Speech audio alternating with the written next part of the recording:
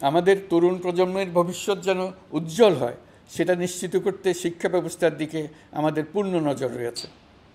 ইতোমধ্যে প্রথম শ্রেণী থেকে দ্বাদশ শ্রেণী পর্যন্ত বর্তমানের ত্রুটিপূর্ণ শিক্ষাক্রম পরিবর্তন করা হয়েছে।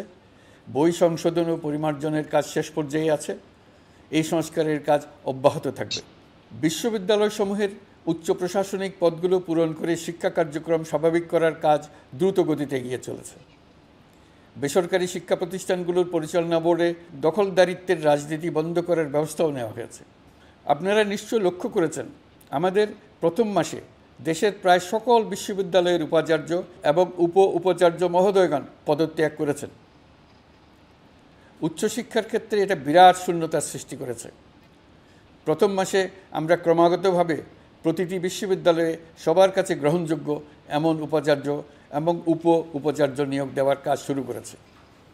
এর ফলে সকল সরকারি এবং বেসরকারি বিশ্ববিদ্যালয়গুলোতে নতুন উদ্যমে কাজ শুরু করার পরিবেশ সৃষ্টি হয়েছে। সংবাদ মাধ্যম ও মত প্রকাশের পূর্ণ স্বাধীনতা ইতিমধ্যে নিশ্চিত করা হয়েছে। আমরা সবাইকে বলে দিয়েছি, আপনারা মন খুলে আমাদের সমালোচনা করুন, আমরা সবার মতামতের প্রতি শ্রদ্ধাশীল। মিডিয়া যাতে কোনো রকম বাধা বিপত্তি ছাড়া নির্বিঘ্নে তাদের কাজ করতে পারে সেজন্য একটা মিডিয়া কমিশন গঠন করা সরকারের সক্রিয় বিবেচনাধীন।